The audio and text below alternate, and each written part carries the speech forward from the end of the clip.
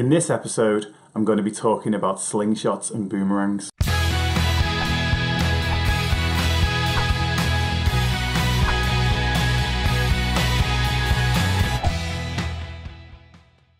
Hi guys, and welcome to episode number 23 of the Your Progress is Our Passion podcast. In this episode, I'm going to be talking about slingshots and boomerangs. Now that might not mean anything to you at this exact stage, and that's fine because until about 3 months ago, it didn't mean anything to me either. However, I was on holiday in Mexico, and having that bit of time and that bit of space gave me the room for my creativity to start to flourish again. And one of the topics I'd often talked about when working with a mindset client is steps forward and steps backwards. So the things that are within our control, what that help us move forward, and the things that are within our control that help us move backwards. This is something people can pretty much straight away get their head around. So something that moves you forward might be, giving a hug to your kids. Something that moves you backwards might be putting off paying a bill, or might be giving yourself some fast food, for example. And that's something that's going to move you away from your goal. Now, regardless of what the two extremes of this goal are, I often use for simplicity the idea of happiness on one end and unhappiness on the other. So the goal being happiness, moving you towards happiness, things that you can do that move you towards happiness, and things that you can do that move you away from happiness. Okay, those are pretty much straightforward. We know the things that we can do. But this idea of slingshots and boomerangs. Now, I was sat in a pool bar enjoying the sun, enjoying a couple of cocktails, and this idea pops into my head, and I basically had to jump out the pool, dry off, and go and write it down. And that's how important I personally think this one is. And the idea of slingshots and boomerangs, I'm going to actually start with boomerangs. Now, if you think about a boomerang is something that you throw forward and then it whips back, comes back to you, okay? And if you throw it forward and it comes back and you don't catch it, it goes further back. So again, if you imagine being on this line of having forward steps and back steps, a boomerang is something that takes you a few steps forward, only to then take you further back. So it can take you, back to where you started, or it can take you back beyond where you started.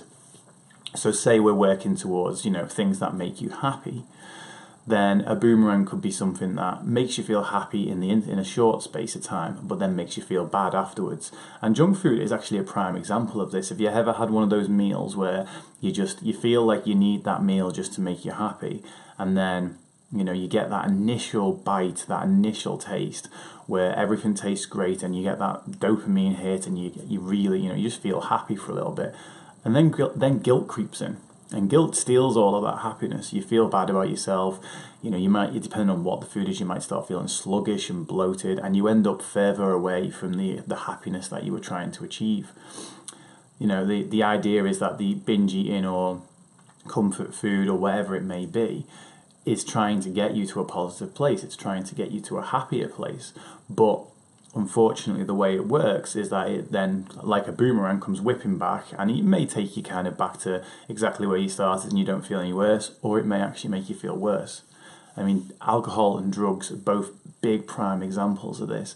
A lot of people turn to alcohol as a way of dealing with stress, and that first drink kind of let the worries of the world float away. But over time, that's going to actually then come whipping back. So, say it starts off with one drink, and then it turns into one drink a day, then it turns into 3 drinks a day. And the next thing you know, your performance the following day is worse. Your need for alcohol is increasing, that the hit that you get off the first drink is no longer doing the trick anymore.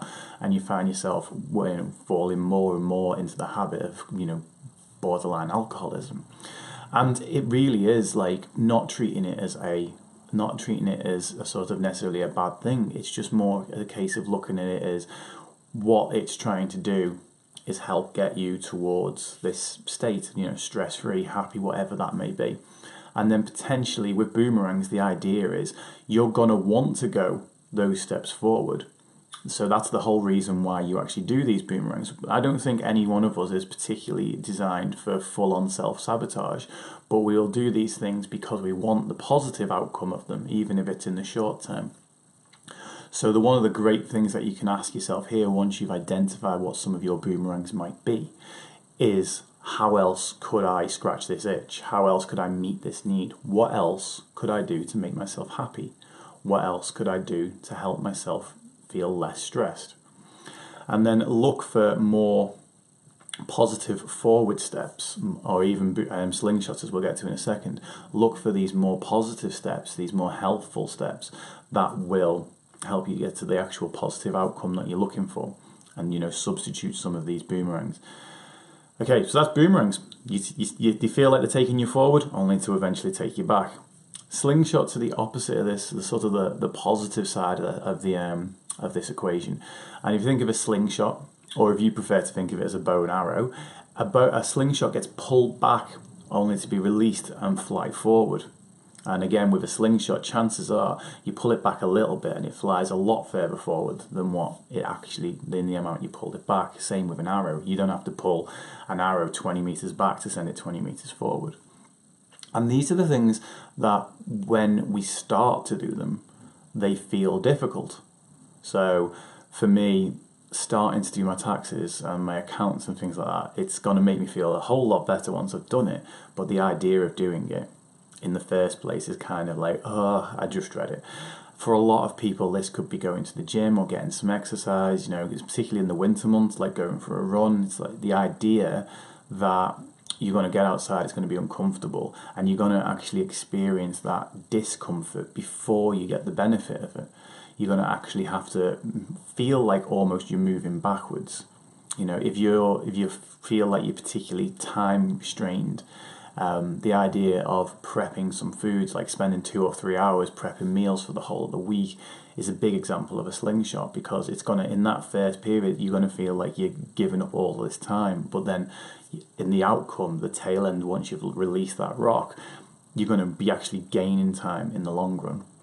So this is doing things that may seem a little bit difficult, like looking at that big thing on your to-do list that you know is just going to be a big weight off you once it's done, and actually tackling it and understanding the fact that, you're going to feel this discomfort, you're going to feel this kind of aversion to wanting to do it, and that's perfectly natural.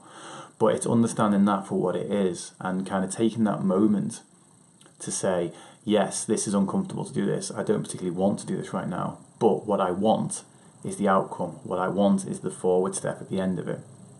So a boomerang is doing something that feels comfortable only to take you backwards, or something that feels nice only to take you backwards. And a slingshot is something that might not feel nice to do in the first place, but it's going to send you flying forwards. Figure out what these are for you and use them wisely, and you'll go a hell of a lot further with your goals. And remember, with those boomerangs, they're trying to achieve something positive.